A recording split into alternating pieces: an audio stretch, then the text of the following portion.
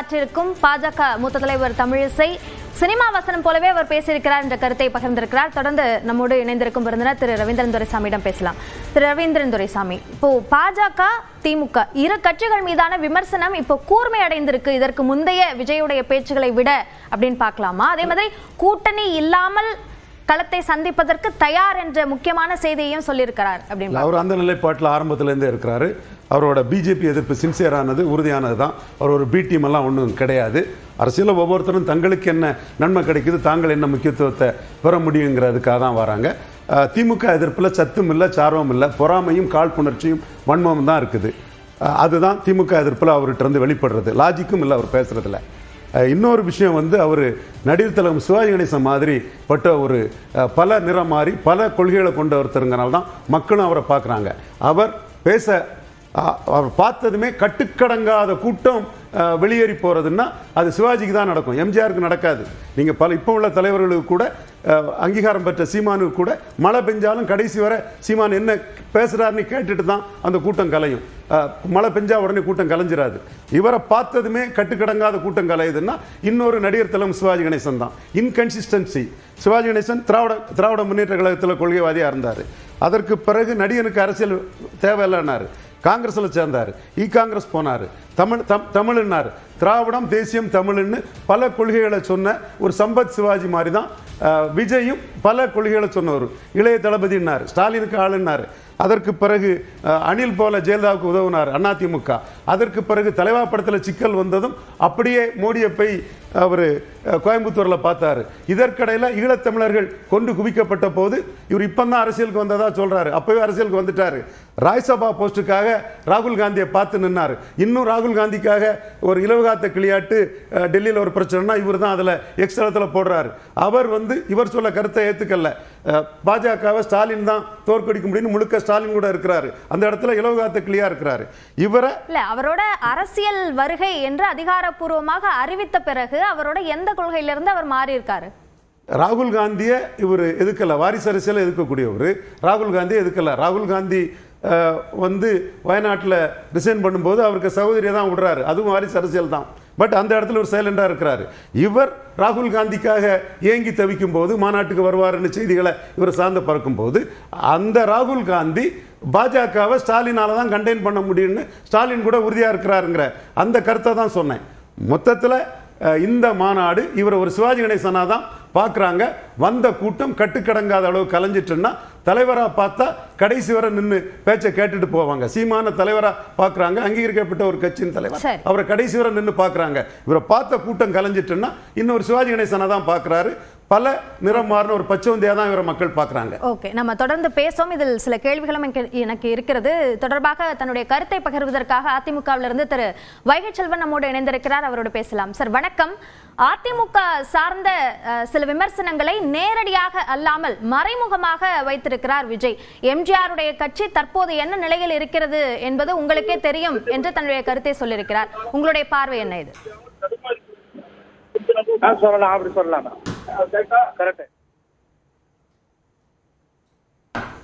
திரு வைகை செல்வன்,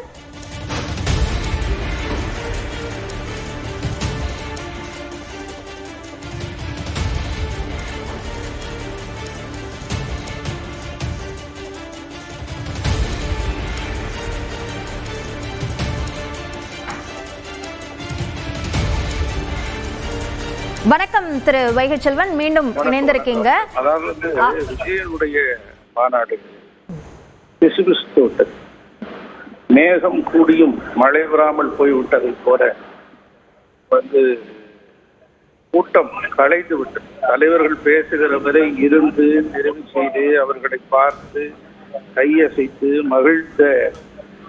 மகிழ்வதுதான் ஒரு கூட்டத்தினுடைய இறுதி வரையான நோக்கமாக இருக்கும். ஆனால் இந்த கூட்டத்தில் வந்திருக்கிற அத்தனை பேரும் சிதறிண்டு போனார்கள், வெளியேறினார்கள் என்பது இந்த கூட்டத்தை, இந்த மாநாட்டை தோல்விக்கான அறிகுறியாகவே பார்க்கலாம்.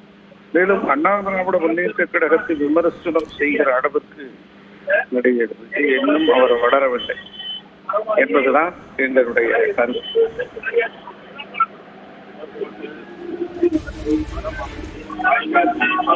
திரு வைகை செல்வன், குறிப்பாக எம்ஜிஆருடைய கட்சி தற்போது என்ன நிலையில் இருக்கிறது என்பது உங்களுக்கே தெரியும் என்ற விமர்சனத்தை அவர் அதிமுகவை நோக்கி நேரடியாக இல்லாமல் மறைமுகமாக வைத்திருக்கிறார். அதை எப்படி பாக்குறீங்க?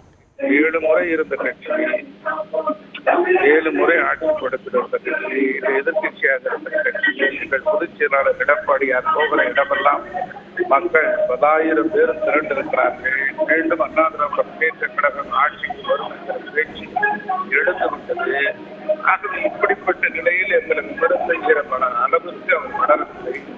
1.5 வருட காலம் தான் ஆகியிருக்கும். 1.5 மாத கை கொடுத்த கண்டைகள் ஒத்துக்கு வரையா என்று கேட்பதை போலத்தான் வேடிக்கையாக இருக்கிறது. ஆகவே இவையெல்லாம் நகைச்சுவையான கருத்துக்கள் என்று புறம் தள்ளிவிட்டு எங்களுடைய பயணம் தொடர்கிறது. மக்களை காப்போம், தமிழகத்தை மீட்போம் என்கிற பயணத்தின் அடிப்படையிலே பொதுச் செயலாளர் மகத்தான வெற்றி சிறப்பிடத்தை அண்ணா திராவிட முன்னேற்ற கழகத்திற்கு பெற்று தருவார். நன்றி திரு வைகை செல்வன். இணைப்பில் உங்களுடைய கருத்துக்களை எங்களோடு பகிர்ந்து கொண்டமைக்கு. திமுகவிலிருந்து திரு கான்ஸ்டன்டைன் ரவீந்திரன் நம்மோடு இணைப்பில் இருக்கிறார். வணக்கம் திரு கான்ஸ்டன்டைன் ரவீந்திரன். தமிழக வெற்றி கழக தலைவர் விஜய் பேசும்போது திமுக குறித்த பல விமர்சனங்களை முன்வைத்திருக்கிறார். குறிப்பாக சட்டம் ஒழுங்கு சார்ந்த அது போன்ற விமர்சனங்கள் ஒருபுறம் இருந்தாலும் பாஜகவுடன் மறைமுக கூட்டணி என்பதை மீண்டும் மீண்டும் அவர் பல இடங்களில் தெரிவித்திருக்கிறார். இது பற்றிய உங்களுடைய பார்வை? முதலில் இதை திராவிட முன்னேற்ற கழகம் கருத்து சொல்லக்கூடிய அளவிற்கு அவருடைய பேச்சு தன்மையானதா, அல்லது அதிலே அர்த்தம் பொதிந்திருக்கிறதா, அல்லது அரசியல் தத்துவம் இருக்கிறதா என்று யோசித்து பார்த்தால் ஒரு பூஜ்ஜியம்தான் இருக்கிறது. ஒரு தலைவர் அல்லது ஒரு மக்கள் தலைவர் என்பவர் பேசுகிற இடங்களில் தங்களுடைய வார்த்தைகள் எதுவாக இருக்க வேண்டும், நாம் யாரை பேசுகிறோம், எப்படி பேசுகிறோம் என்கிற ஒரு அடக்கம் தனக்குள் இல்லை என்பதை விஜய் காட்டியிருக்கிறார். இன்றைக்கு மாண்புமிகு முதலமைச்சர் ஏதோ எடுத்தோம் கவிழ்த்தோம் என்று ஒரு ஆட்சி பீடத்திலே உட்கார்ந்த தலைவர் அல்ல. அது மட்டுமல்ல, திராவிட முன்னேற்ற கழகத்தினுடைய வரலாறு தெரியாமல் இது போன்று அரைவேக்காட்டுத்தனமான கருத்துக்களை எல்லாம் அவர் பேசி போவாரே, ஆனால் வந்திருந்த கூட்டம் விசிலடிப்பதற்கு சரியாக இருக்குமே ஒழிய தமிழ்நாட்டு மக்கள் வாக்களிக்கக்கூடிய வகையில் அவருக்கு தன்மை இருக்கிறதா அல்லது தலைமை இருக்கிறதா என்பதை நாட்டு மக்கள் தான் முடிவு செய்ய வேண்டும்.